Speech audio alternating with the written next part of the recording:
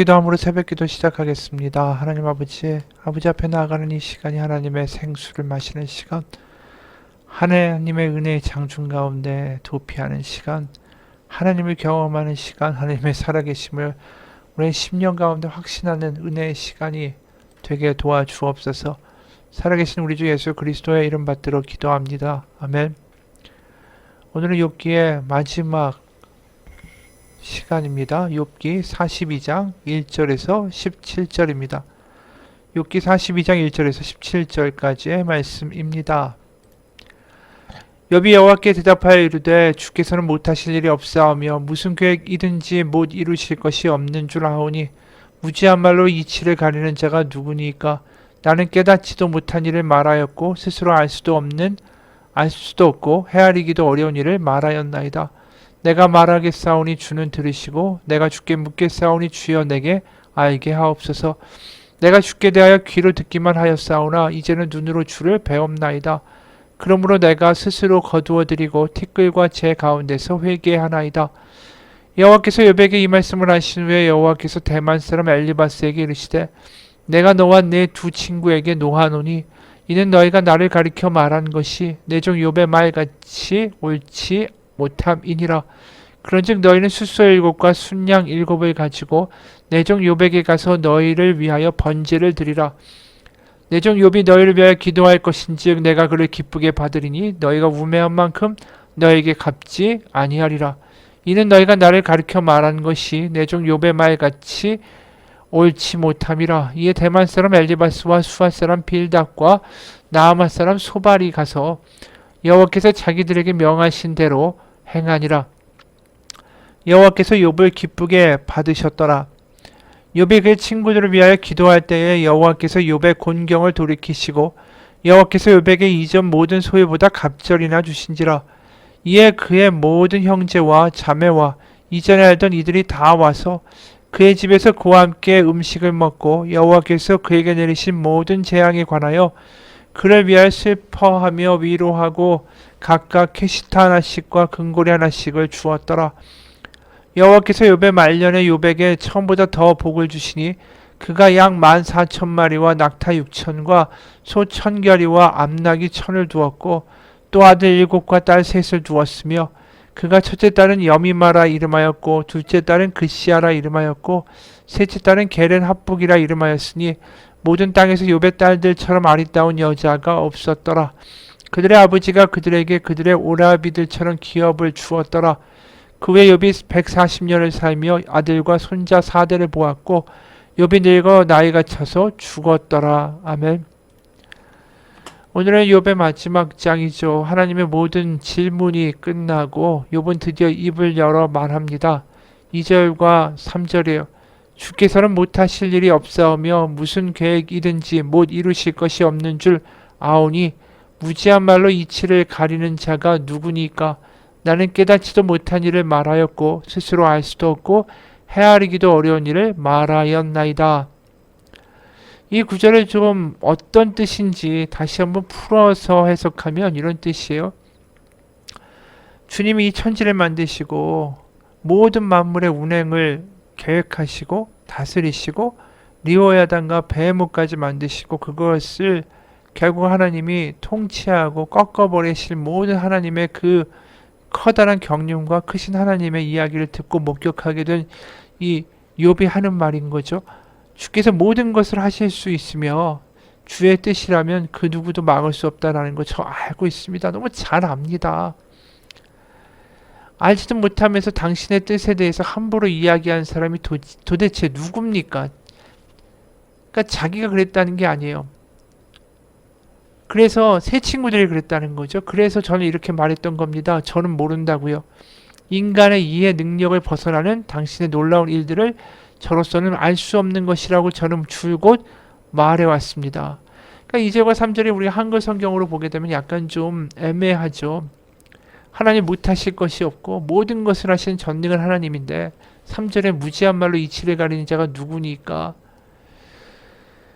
이게 결국은 이제 욥 스스로를 이야기하는 게 아니라 새 친구를 이야기하는 거죠. 그리고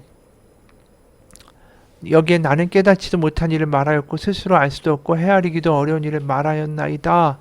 이게 욥이 한 말처럼 지금 이렇게 해석이 되어 있는데 여기 성경 구절 자체가 원래 원어가 되게 이 복잡하게 돼 있고 해석하기가 쉽지가 않아요. 그래서 사실은 앞에 세 친구들이 무지한 말로 하나님의 이치를 가렸습니다. 그러나 저는 말했습니다. 저는 모른다고요. 그러니까 어려운 일을 말하였나이다. 이건 이제 다르게 해석할 수 있다라는 거죠. 저는 모른다고요. 그래서 인간의 이해 능력을 벗어나는 하나님, 당신의 놀라운 일을 저로서는 알 수 없는 거라고 저는 줄곧 말했습니다. 이렇게 이야기를 하는 거예요. 그러니까 여기서 좀 분명하게 알게 되는 거죠. 세 친구들과 엘리후는 하나님이 어떻게 일하신다라는 확정을 가지고 얘기했죠. 권선징악 인과응보대로 움직이셔야만 하나님이시고 그런 하나님이셔야만 한다라고 주장을 한 거죠. 엘리후는 어떻습니까? 하나님은 사랑의 매로 믿는 자에게도 치시고 그래서 그가 장래에 범할 범죄와 잘못된 것으로부터 미리 막으시며 그들을 비정하신 하나님이시다. 이런 하나님이시다라고 마치 아는 것처럼 엘리후가 떠들어댔죠. 그거와 달리 욥은 말했어요. 난 하나님 알 수가 없습니다. 하나님 이렇게 나를 괴롭히시고 이렇게 힘들게 하신 하나님은 왜 이러십니까? 하나님 저는 이유를 알 수가 없으니 하나님 저에게 나타나셔서 응답하시고 말씀하옵소서. 그렇게 이야기했던 게 욥인 거죠. 고난의 이유를 안다라고 말하지 않았어요. 그저 주님을 뵙고 직접 만나서 주님의 말씀과 응답을 듣고 싶습니다. 이렇게 이야기했던 거죠.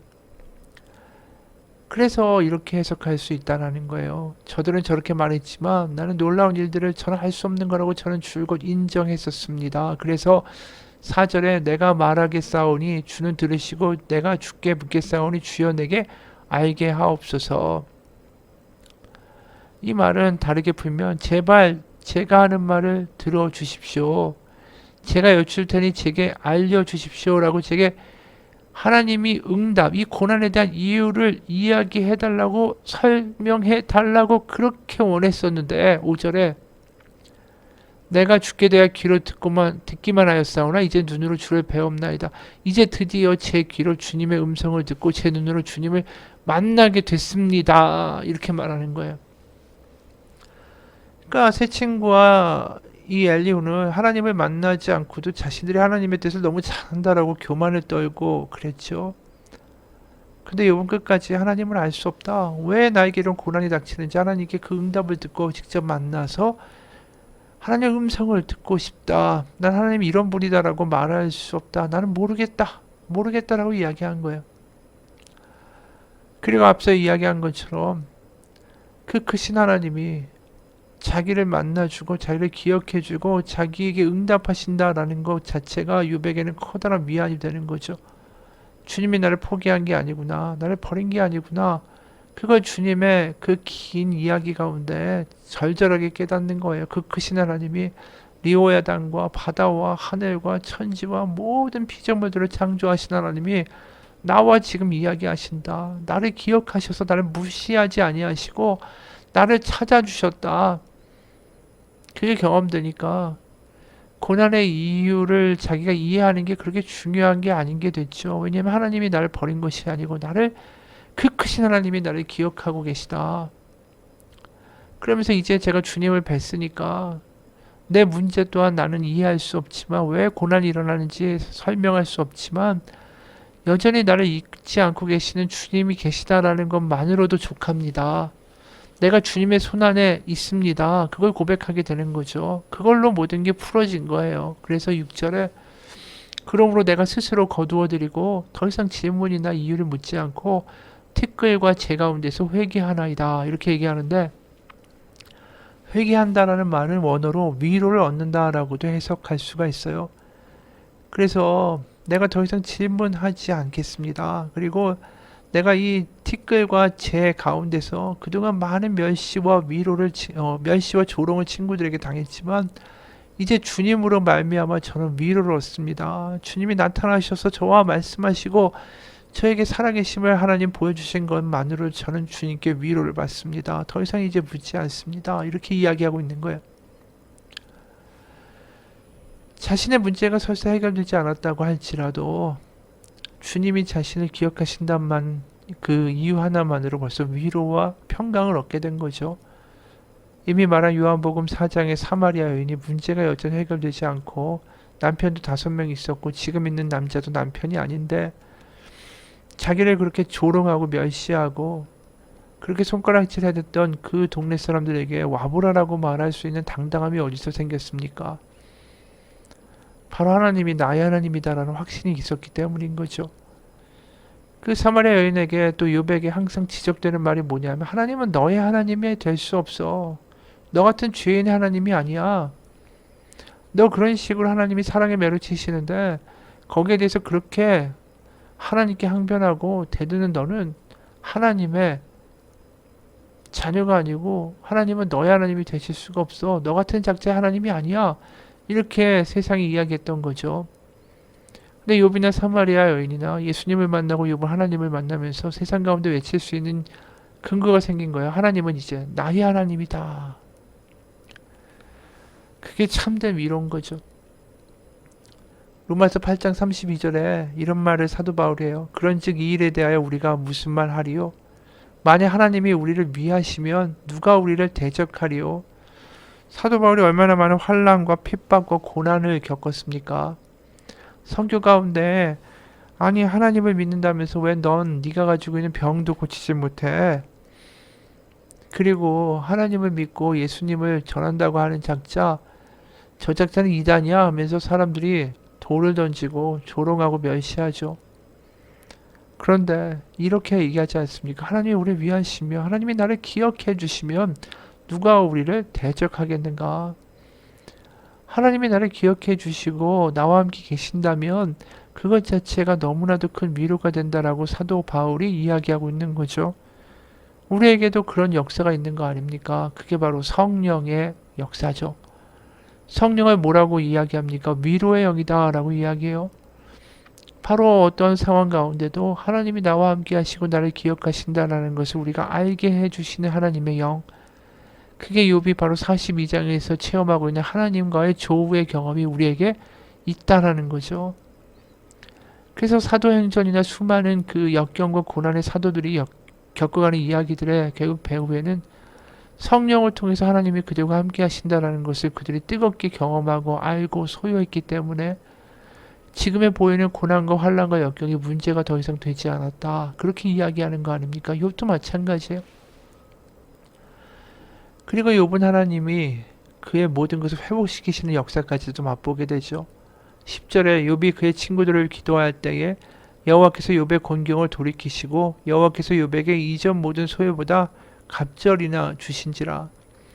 16절에 그 후에 욥이 140년을 살며 아들과 손자 4대를 보았고 욥이 늙어 나이가 차서 죽었더라. 드디어 욥이 하나님이 주시는 온전한 회복과 위로를 받고 그리고 140년을 더 살고 아들 손자 4대를 보고 그래서 나이가 먹어서 이제 죽었다 라고 기록을 해요. 우리가 사실 욥기를 이렇게 새벽 기도를 하면서 모든 내용을 찬찬히 보게 되는 경우가 굉장히 드물죠. 보통 욥기를 이야기하면 하나님이 사탄을 통해서 고난 주시는 것을 허락하셨고 욥은 끝까지 믿음을 지켜서 하나님이 주신 복을 받아 다시 갑절의 복으로 회복되었다. 해피엔딩이다. 이렇게 그냥 가운데를 붕 뛰어넘고 결론만 이야기할 때가 많아요. 그래서 고생 끝에 믿음 가지고 있으면 낙이 올 것이다. 근데 그런 이야기가 아니죠. 결국 욥이 경험하게 되는 것은 이 어떤 상황과 고난과 악과 어려움이 있다 할지라도 때로 우리가 그것이 이해 안 간다 할지라도 그래도 하나님을 신실하게 믿어가는 사람 그리고 또 하나님이 그와 함께 계시다라는 것을 확인받고 싶어하는 믿음 거기에 하나님이 성령으로 우리에게는 또 욥에게는 나타나심으로 하나님의 모든 임재와 함께 하심과 너를 기억한다라는 것을 알게 해주시는 그 놀라운 복음과 믿음의 여정들이 욥기에 나와 있는 것이죠. 그렇기 때문에 여기가 되게 중요한 거예요. 이 갑절로 자식을 얻었다고 하지만 이미 7남 3녀의 아이들은 욥기 초반부에 다 죽어버렸잖아요. 그럼 욥이 그 자녀들이 다 그렇게 비명 행사하고 이 새롭게 얻은 자식들을 바라보면서 기쁘기만 할까요? 자기가 그 자식들이 생일날 잔치를 벌일 때만 해도 혹시나 죄를 지었을까봐 그들을 위한 번제를 드릴 정도로 그들을 생각하던 아버지였는데 그 잃어버린 아이들이 문득문득 생각이 나겠죠. 새로 낳은 아이들을 바라보면서도 옛날에 잃었던 그 자신의 아이가 떠오르게 되지 않을까요? 그래서 그가 마음 가운데 그냥 해피엔딩으로만 끝났다라고 말하는 건 그 욥의 마음에 대해서 너무나도 우리가 가볍게 여기는 거 아닐까 싶어요. 그런데도 욥이 4대를 낳고 또 그렇게 순탄하게 살았다라고 기록하고 있는 건 뭐냐 하면 이제 욥은 인간의 생사화복에 대하여 그 까닭과 불행에 대하여 더 이상 하나님께 불평하거나 이유를 묻거나 항변하지 않아요. 왜 그럴까요? 욥에게는 강렬한 체험이 있기 때문이죠. 바로 나의 하나님이 되신다. 하나님은 나의 하나님이시다라는 그 확신을 사실은 욥기 이 마지막에서 우리가 얻었다라는 걸 보게 되지 않았습니까? 그러니까 이제 그에게 확실한 믿음이 생긴 거예요. 하나님은 나의 하나님이다. 고난이 있어도 나의 하나님이고 어려움이 있어도 역경이 있어도 하나님은 그 상황 가운데 나를 버리신 것이 아니라 나의 하나님이심을 포기하신 적이 없다. 그 확신이 너무나도 있기 때문에 더 이상의 생사화복 자체가 별로 걸려지지가 않은 거죠. 설사 새로운 얻은 자식이 병에 걸려 죽는 일이 벌어진다고 할지라도 큰 하나님은 나의 하나님입니다. 그 신실한 신하나님이 나의 하나님입니다. 라는 그 믿음이 그의 심장 가운데 분명하게 새겨져 있기 때문에 앞으로 어떤 삶에 문제가 생기든 간에 이제 그것을 그대로 살아가고 받아들일 수 있는 용기와 담대함이 생긴 거죠. 예전에 유태인들이 2차 세계대전 때 독일 나치에 의해서 가스실에서 떼죽음을 당했죠. 거기서 살아남은 사람들이 낼 수 있는 가장 큰 용기의 행동이 뭐였냐면 가스실에서 나와서 다시 자녀를 가지는 것이었다라고 말을 해요. 왜냐하면 거기서 수많은 자기의 자식들을 잃은 사람들이 있을 거 아니에요. 그리고 또 인생이라는 것이 앞으로 어떻게 또 어떤 풍파가 올지 겁낼 수 있는 게 인간 아니겠습니까? 충격을 받고 트라우마가 생기면 정상적인 삶을 살아가는 게 어렵죠. 그런데 자녀를 낳고 다시 그 땅에서 살아가는 일을 행한다. 다시 정상의 삶으로 돌아갈 수 있다. 그거 자체가 대단한 용기 아니겠어요? 삶을 받아들일 수 있는 용기라는 거죠. 상실의 삶을 받아들일 수 있는 용기. 그것은 하나님이 나의 하나님이다라는 확신이 있지 않으면 어려운 거예요. 인생을 살아가면서 우리가 주일에 설교한 것처럼 상실의 경험들을 우리도 계속하게 됩니다. 병에 걸리기도 하고 건강을 잃기도 하고 또 재산을 잃기도 하고 내가 원하는 대로 되지 않기도 하고 또 선교를 나가서도 선교 가운데 어려움을 당하기도 하고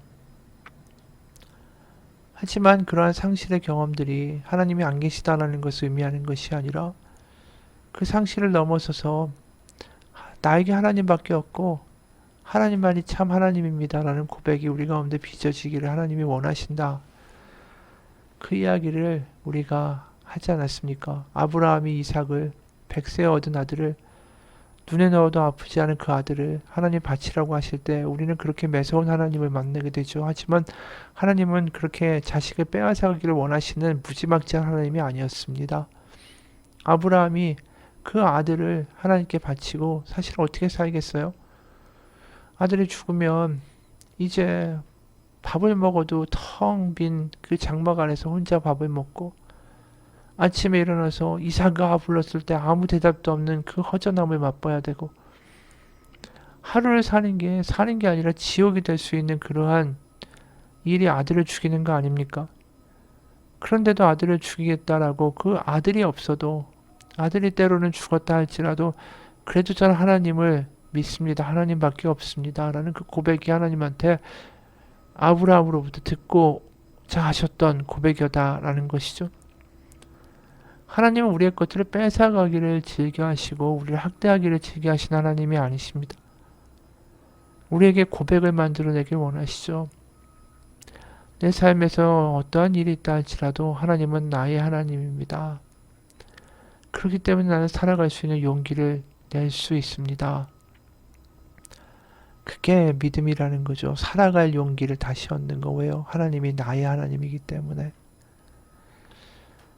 우리가 고난 가운데 어려운 가운데 하나님은 나의 하나님이다 라는 고백과 체험을 할 수 있다면, 하나님이 나를 기억하신다라는 그 경험들과 체험들과 간증들을 할 수 있다면, 그것이 하나님이 주시는 가장 큰 회복이고 복일 것입니다. 같이 기도하겠습니다.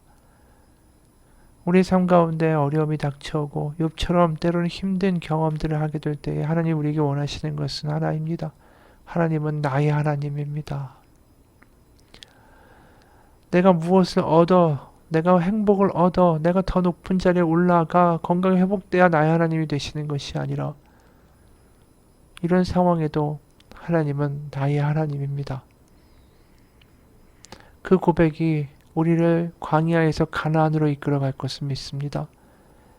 불안 가운데 안식으로 이끌어갈 것을 믿습니다. 좌절 가운데 소망으로 이끌어갈 것을 믿습니다. 오늘 욥이 더 살아갈 용기를 낼 수 있었던 거, 하나님이 나의 하나님이다라는 확신이 그의 심장 가운데 새겨졌기 때문입니다. 우리의 삶의 어려움들을 이겨나갈 수 있는 유일한 길은 하나님은 나의 하나님이십니다. 그 고백이 우리의 심장 가운데 새겨지는 것뿐입니다. 성령님 우리 가운데 오셔서 하나님의 살아계심을, 나의 하나님 되심을 우리의 심장 가운데 성령의 불로 인쳐 주옵소서. 살아계신 우리 주 예수 그리스도의 이름 받들어 기도합니다. 아멘.